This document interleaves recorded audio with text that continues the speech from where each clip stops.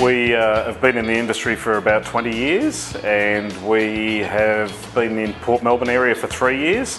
We find that the majority of customers are very happy with the service provided. The deals have actually generated a lot of new customers for our business. We get sort of between 10 and 20 new customers a week, and what it's done is made people aware that us being branded Tyre Power, we actually do mechanical servicing as well, which has been the biggest bonus of it.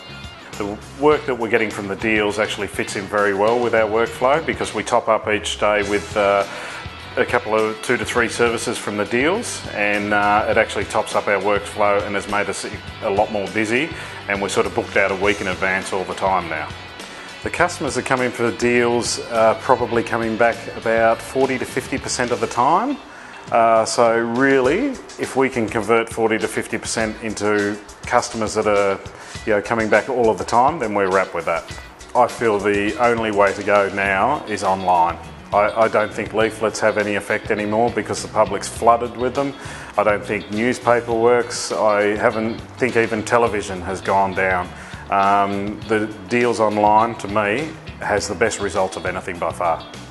I feel that all the campaigns that have run have been successful. They bring in different people from different walks of life.